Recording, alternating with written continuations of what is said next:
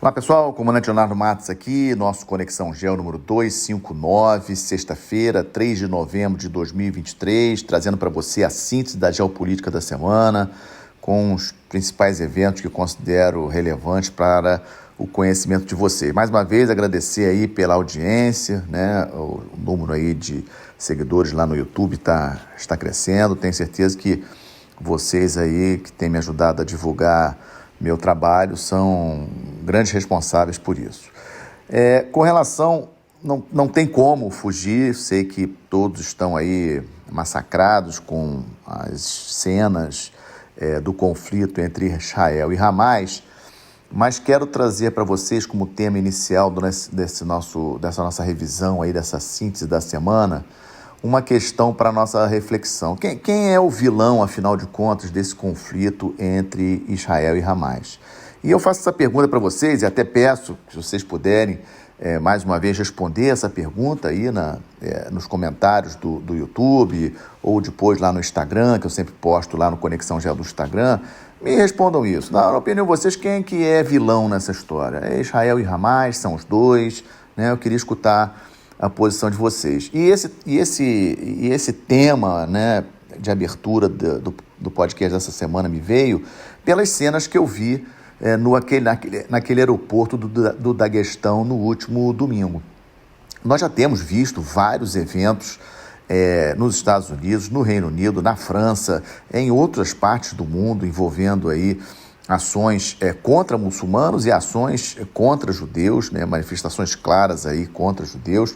Teve uma ministra espanhola que, inclusive, pediu já a prisão, né, a Corte Internacional de Justiça ao primeiro-ministro de Israel por crimes de guerra, né, o Benjamin Netanyahu. E os protestos contra os ataques israelenses a Gaza estão cada vez maiores e espera-se também para amanhã, para este final de semana, novos protestos em vários lugares do mundo. Mas as cenas, não sei se todos vocês viram, né, as cenas no aeroporto lá no Daguestão. Daguestão é uma pequena república lá no sul da Rússia, próxima ali, vizinha ao Azerbaijão, maioria muçulmana.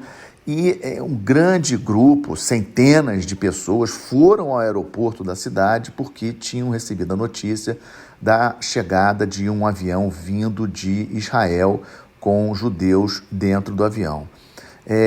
Aquelas cenas me deixaram realmente impressionado. Por sorte, essas pessoas, os judeus, não saíram da aeronave. A polícia conseguiu chegar a tempo e conseguiu prender vários manifestantes, mas a movimentação, né? Volto a insistir, entrem no YouTube, procurem essas cenas no aeroporto do Daguestão, vocês vão ver essas cenas, realmente me chocaram muito. E principalmente nessa questão de quem é o vilão dessa história. Vamos lembrar aí a cronologia dos fatos, no dia 7 de outubro, né? Terroristas do Hamas, elementos do Hamas, esse grupo que controla Gaza sem eleição, né? É importante dizer que o Hamas só foi eleito apenas uma vez para chefiar Gaza, desde então não tem eleição lá. E esse grupo do Hamas, ele invadiu o território israelense e perpetrou barbaridades como nunca na história. Israel nunca foi surpreendido assim por um grupo terrorista, como é o caso do Hamas, e um total aí de 1.400 mortos. Quem viu as cenas lá naquele show que estava ocorrendo a cerca de 5 quilômetros da fronteira de Israel, ali com a faixa de Gaza, sabe o que eu estou falando. Quase 300 jovens morreram em função daqueles ataques do Hamas. Ou seja, então naquele primeiro momento, né, eu peço para vocês lembrarem daquele primeiro momento, né, sábado, dia 7, logo no domingo de manhã, quando nós recebemos mais vídeos e mais informações do que aconteceu, todos pró-Israel, todos a favor de Israel, bandeiras, manifestações em vários lugares favoráveis a Israel, né? Ou seja, de solidariedade com Israel pelo ocorrido. Só que a coisa foi mudando, Israel partiu para a ofensiva já no domingo, dia 8, bombardeios sobre Gaza, uma quantidade aí de bombas muito grande. Os números já ultrapassaram, de acordo com as fontes, obviamente, do governo de Gaza, ou seja, do Hamas. Nós não temos como verificar essa informação, mas os números que eles passam, mais de 9 mil palestinos já morreram dentro da faixa de Gaza. Ou seja, eu acho que é interessante sim, trago para a reflexão de vocês essa questão. Quem é o vilão dessa história? Israel é realmente o vilão, o Hamas é o vilão. Dá para perceber, dá para entender os dois lados, né? Por que Israel está fazendo o que está fazendo em termos de aniquilar o Hamas, realmente acabar com todo o poder militar do Hamas. A questão que fica é como, né? A maneira como Israel está fazendo o que está fazendo está mudando a opinião pública mundial contra Israel.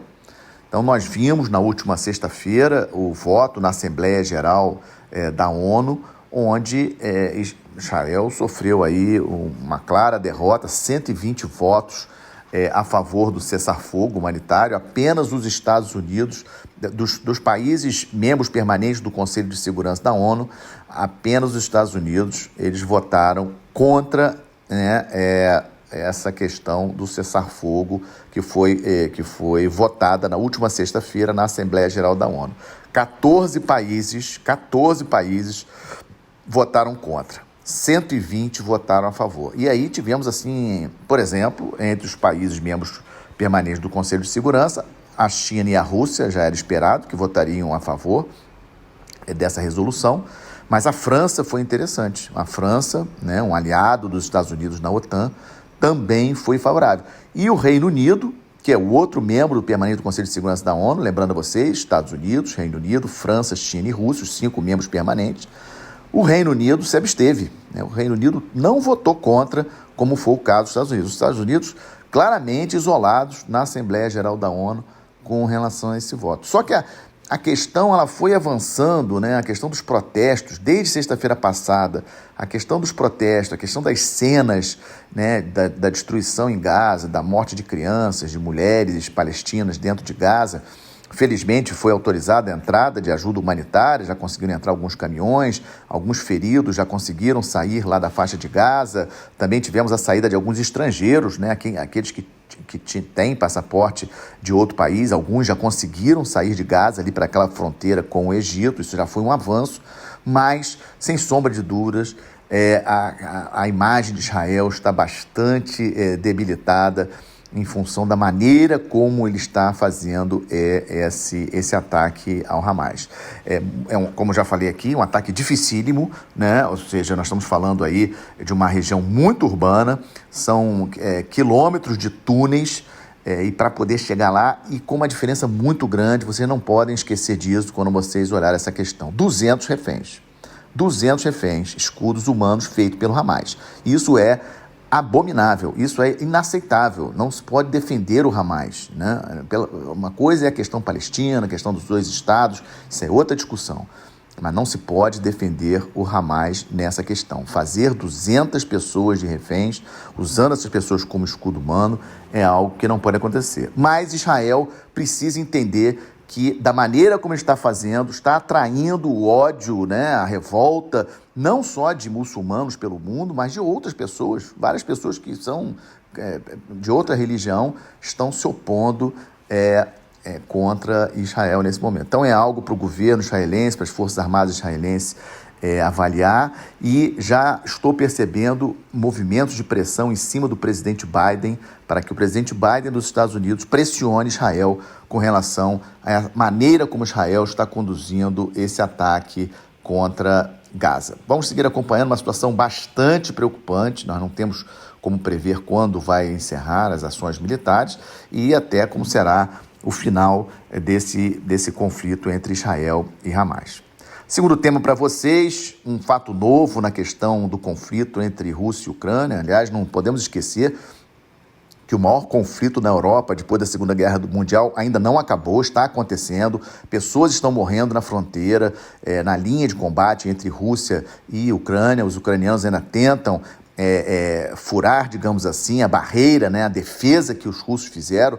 Da mesma forma, também a Rússia tenta avançar em alguns pontos ali, especialmente no leste da Ucrânia, e é uma guerra, é um conflito que não temos como avaliar quando que vai acabar. Muito difícil de prever como que vai acabar esse conflito. Já tenho falado com vocês aí ao longo de todos esses meses desde o ano passado, em relação ao conflito, e a questão que trago para vocês é que lado vai ceder? Os lados vão ceder, o Zelensky vai aceitar perder território, o Putin vai devolver território que já conquistou. Eu acho muito difícil. Mas a novidade que trago para vocês essa semana, só para a gente avaliar, foi uma declaração, né, uma entrevista que o presidente da Bielorrússia, o Lukashenko, que está no poder desde 94, um grande aliado da Rússia, é importante a gente lembrar isso, né? A Bielorrússia, ela tem uma posição geográfica muito estratégica em relação ao conflito, porque ela faz fronteira com a Ucrânia, fronteira com a Rússia, fronteira com a Polônia, com a Lituânia, com a Letônia. Então a Bielorrússia está numa posição ali muito importante. E o presidente Lukashenko tem laços com o presidente Putin aí de muitos anos. O presidente Putin é o responsável direto pela manutenção do Lukashenko no poder, porque existem muitas acusações aí de que a última vitória do Lukashenko foi fraudada e muitos protestos nas ruas de Minsk, capital da Bielorrússia. Mas o depoimento que o Lukashenko fez essa semana foi interessante porque ele diz o seguinte: olha, não tem como ter uma solução com esse conflito. Os dois países têm que sentar na mesa de negociações e negociar. Não dá para um ou o outro lado vencer, né? E, com certeza, o Lukashenko não ia dar essa declaração em público sem ter antes conversado com o presidente Putin. Ou seja, o que o Lukashenko falou, provavelmente, já é um recado do presidente Putin forçando, digamos assim, pressionando o Zelensky a sentar na mesa de negociações. E aí vamos para as condições. Quais são as condições de negociação entre Putin e Zelensky? Putin vai aceitar, por exemplo, que a Ucrânia entre para a OTAN, porque, na minha avaliação, é um dos pontos que o Zelensky não abre mão. Ou seja, ele perdendo o território, a Ucrânia teria que receber muito dinheiro do Ocidente, dos países do Ocidente, de China, de Arábia Saudita, para reconstruir o país, e o país entrar para a OTAN para garantir a defesa da Ucrânia, digamos assim, com mais tranquilidade. Esse é o ponto, né? Mas o Putin provavelmente não aceita de maneira alguma que a Ucrânia entre para a OTAN. E, por outro lado, os Estados Unidos seguem, pelo menos no discurso, seguem apoiando a Ucrânia, seguem fornecendo armas para a Ucrânia. A guerra lá de Israel com Hamas aparentemente não está atrapalhando o fornecimento de armas dos Estados Unidos para a Ucrânia nesse conflito com a Rússia. E sabemos que temos aí pela frente aí uma data importantíssima, né, nessa questão, que são as eleições presidenciais nos Estados Unidos em novembro do ano que vem. O candidato, o ex-presidente Donald Trump, já afirmou várias vezes que, caso seja eleito, não vai mais fornecer armas para a Ucrânia. E isso é novembro do ano que vem. Então temos aí pela frente um ano, né, para vermos como que essa questão de Rússia e Ucrânia vai acontecer, porque não sei, caso o ex-presidente Trump realmente seja o candidato do Partido Republicano, tudo indica que será. Será que o Zelensky vai esperar, vai pagar para ver, né, as eleições de novembro do ano que vem para sentar na mesa de negociação com Putin, ou ele vai sentar na mesa de negociação com Putin numa situação um pouco melhor antes disso? Então é algo para nós acompanharmos e ficarmos de olho. E terceira parte do nosso Conexão dessa semana, nós estamos de olho. O presidente Biden confirmou, a Casa Branca confirmou o encontro dele com o presidente chinês Xi Jinping. Importantíssimo, né? Falo isso aqui várias vezes. A grande disputa de poder global do século XXI é entre Estados Unidos e China. Estados Unidos mais China, 42% do PIB do planeta. Gente, 42% de toda a economia global se a gente somar o PIB dos Estados Unidos com o PIB da China. Então nós estamos falando aí realmente de dois big players, e os dois sentar na mesa para conversar várias questões: Mar do Sul da China, Taiwan, questão aí das sanções econômicas e tecnológicas que os Estados Unidos estão fazendo contra a China, algumas coisas em termos também, algumas sanções que a China está impondo para fornecimento de determinados itens para os Estados Unidos. Esse encontro vai ocorrer na semana do dia 11 de novembro, lá em São Francisco, na reunião da APEC. E não temos ainda a data precisa, mas deve ser entre o dia 14 e 16 o encontro entre Biden e Xi Jinping. Lembrando que os dois, com Biden presidente, somente se encontraram uma vez. Isso aconteceu no ano passado, na reunião do G20, lá na Indonésia. Então, isso aí é algo importante, vamos seguir acompanhando. E falando de China, essa semana iniciou a 40ª Operação Antártica da China. né? A 40ª expedição da China para a Antártica. Qual é a novidade desse ano? A novidade desse ano é que, além dos 2 navios polares chineses, está indo um navio mercante transportando vários contêineres para terminar a construção da 5ª estação polar antártica da China. A China se tornou membro consultivo do Tratado da Antártica em 1985, ou seja, com direito a voto e a veto nas questões relativas à Antártica. E, detalhe, depois do Brasil, o Brasil se tornou membro consultivo do tratado em setembro de 83, completamos agora 40 anos como membro consultivo do Tratado da Antártica. O Brasil permanece apenas com uma estação e a China vai inaugurar a sua 5ª estação em fevereiro do ano que vem. Fevereiro de 2024, uma estação que terá capacidade para 80 pessoas, será uma estação de ocupação permanente, né? Quando pronta, será a 3ª estação científica da China na Antártica de ocupação permanente, ou seja, o ano todo. A nossa estação, a Comandante Ferraz, também é de ocupação permanente o ano todo. E a China, além dessas 3 estações, então, de ocupação permanente, ainda tem mais 2 estações que são ocupadas apenas no verão, chamando a atenção de vocês que a estação de Kunlun, que é uma delas, é a estação mais alta do continente antártico. Ela fica a 4.000 metros de altitude. Vocês imaginam uma estação a 4.000 metros de altitude no continente antártico. A China cada vez mais protagonista no continente antártico, com toda a confusão que está acontecendo no mundo, mas a China não esquece da Antártica, segue investindo na sua presença naquele continente, que até o momento, pelo Tratado da Antártica, pelo Protocolo de Madrid, proibida a prospecção de minerais, né? Então, mas até quando, né? A questão é, em relação à Antártica, até quando o tratado, o Protocolo de Madrid vão seguir em vigor e valendo. Outro tema também para nós, que nós estamos de olho, é a questão das eleições na América do Sul. Falamos na semana passada que ocorreriam as eleições locais na Colômbia, elas ocorreram, foi no domingo, e o partido do presidente, do Petro, teve uma grande derrota, né? Os candidatos dele à prefeitura, governos estaduais, perderam, né? Inclusive na capital, Bogotá, que o Gustavo Petro foi prefeito, né? Ou seja, a situação do Gustavo Petro no país, na Colômbia, é muito ruim.